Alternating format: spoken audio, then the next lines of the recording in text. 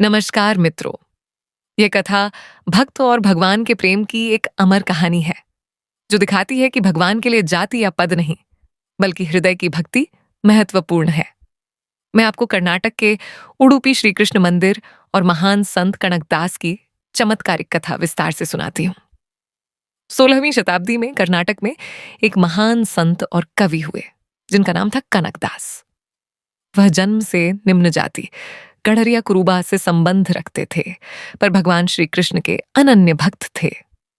उन्होंने अपने जीवन का हर क्षण हरि कृष्ण की भक्ति में समर्पित कर दिया और कन्नड़ भाषा में अद्भुत कीर्तन और रचनाएं की। एक बार कनकदास उडुपी में स्थित प्रसिद्ध श्री कृष्ण मठ मंदिर के दर्शन के लिए पहुंचे।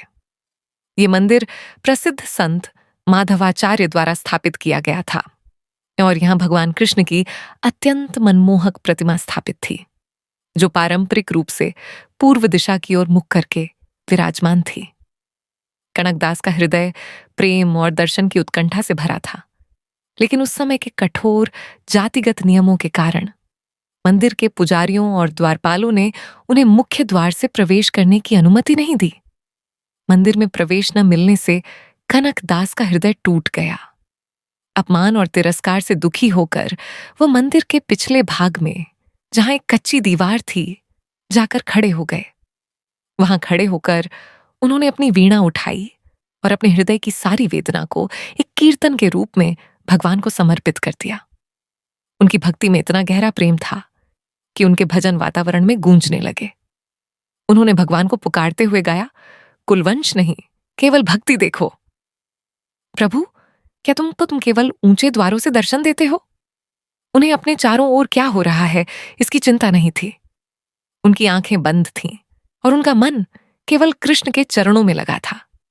कहते हैं कि जब कनकदास की प्रेम भरी पुकार चरम पर पहुंची तो उडुपी में एक अद्भुत चमत्कार हुआ। मंदिर के गर्भगृह, जहां मूर्ति स्थापित थी, और पीछे की दीवार के बीच अचानक एक जोरदार कंपन हुआ। पुजारियों और भक्तों के आश्चर्य के बीच मंदिर की वह कच्ची दीवार, जिसके पीछे कनकदास खड़े थे, चटक कर टूट गई और उसमें एक बड़ा छेद बन गया।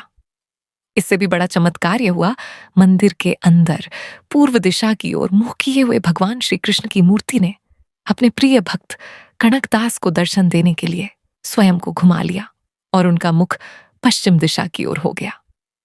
मूर्ति का मुख अब ठीक उसी छेद की ओर था जहां कनकदास खड़े होकर गा रहे थे। भक्त को भगवान के पूर्ण दर्शन प्राप्त हुए। कनकदास ने जैसे ही आंखें खोली, उन्होंने देखा कि उनका श्याम सुंदर ठीक उनके सामने खड़ा मुस्कुरा रहा है।